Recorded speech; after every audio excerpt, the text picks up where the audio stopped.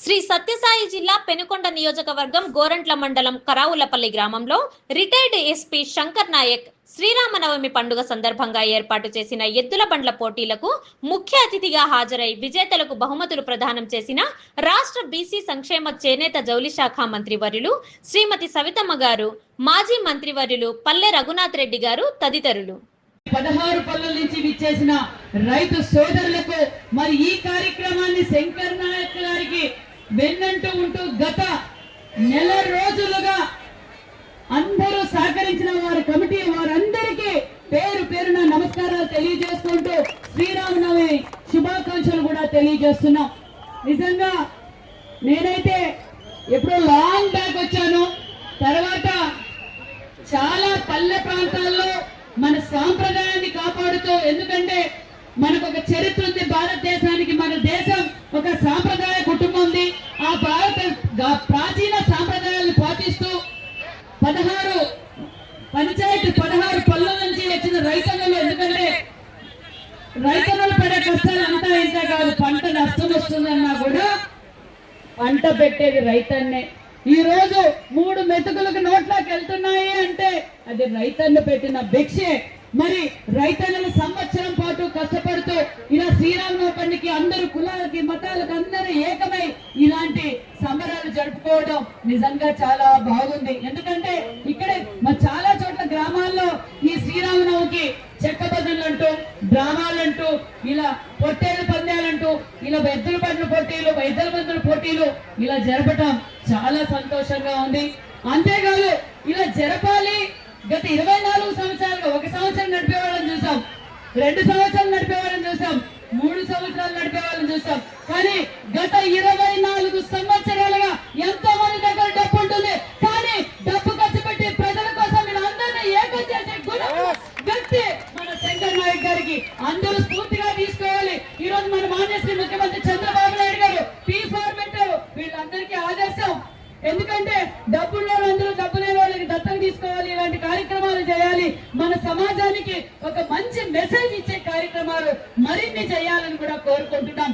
మరి మన చరిత్రలో శ్రీరాముడి కన్నా మించిన దేవుడు లేడు, సీతమ్మ కన్నా మించిన ఇల్లాలు లేదన్న విషయం మన చరిత్ర తెలుస్తుంది. అంతేకాకుండా రామాయణం ఇక్కడ విచ్చేసిన మన బిడ్డలందరికీ మనం నేర్పాలి. రామాయణం చదవండి. రామాయణం చదివితే తల్లిదండ్రులతో ఎలా ఉండాలి, సమాజంతో ఎలా ఉండాలి, రాజాధికారం ఎలా చేయాలి, నీతి నిజాయితీగా ఎలా ఉండాలి, మనం ప్రజలు రాజ్యాన్ని ఎలా పరిపాలించాలన్న విషయాన్ని మనం తెలుసుకోవచ్చు. రామాయణం తెలుసుకుంటే మొత్తం మన జీవితాన్ని ప్రపంచంలో మనం ఎక్కడైనా పద్ధతిగా బతకగలమన్న విషయాన్ని మీరు అందరూ గుర్తు తెచ్చుకోవాలి. సినిమాలు చూస్తున్నాం, యూట్యూబ్ లో, ఫేస్బుక్ లో చూస్తున్నాం. కొంచెం మన రామాయణం కూడా యువత అంతా చూసుకోవాలి. యువత అంతా రామాయణం గురించి కూడా తెలుసుకోవాలన్న విషయాన్ని కూడా మీకు తెలియజేస్తున్నాం. ఆ రాముడు ధర్మానికి మారుపేరు.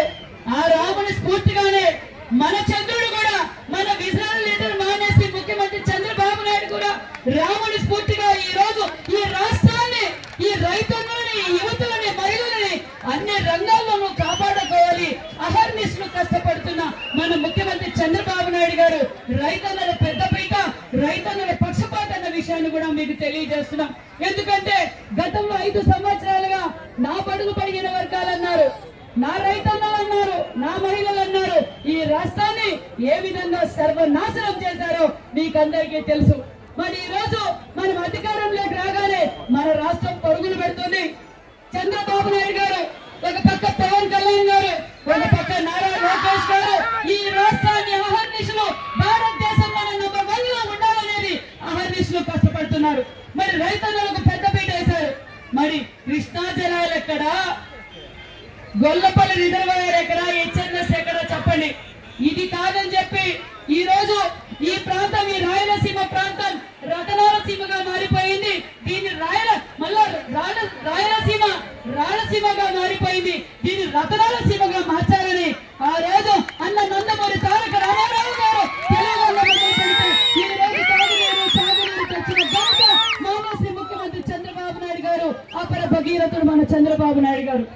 మరి చంద్రబాబు నాయుడు గారి వల్ల ఈ రోజు మనం సాగునీరు, తాగునీరు తీసుకున్నాం.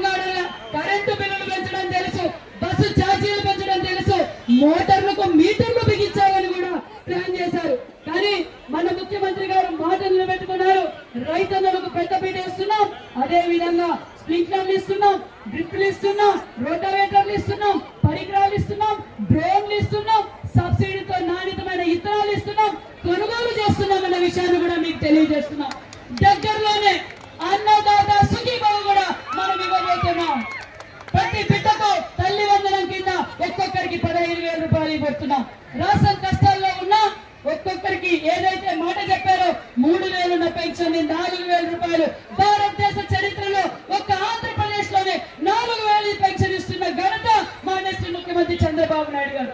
మరి రైతన్నలకు పెద్ద పీటేసే ప్రభుత్వం మన ఎన్డీఏ ప్రభుత్వం, చంద్రబాబు నాయుడు గారు అనే విషయాన్ని కూడా మీకు అందరికీ తెలియజేస్తూ, మరి నిజంగానే పుట్టపర్తి నియోజకవర్గం, పెనుగొండ నియోజకవర్గం ప్రజలే ఉన్నారు. అందరూ ఏ నమ్మకంతో అయితే మాకు ఓటేసి అత్యంత మెజార్టీతో గెలిపించారో ఆ నమ్మకాన్ని తప్పకుండా నిలబెట్టుకుంటామని కూడా మీకు అందరికీ తెలియజేస్తూ, మరి మీరందరూ ఓటేసి గెలిపించినందుకు కూడా మరొక్కసారి మీ అందరికీ శిరస్సు వంచి ధన్యవాదాలు తెలియజేసుకుంటూ, మరి శంకర్ నాయక్ గారికి కూడా ప్రత్యేకమైన ధన్యవాదాలు, వారి కుటుంబానికి, వారి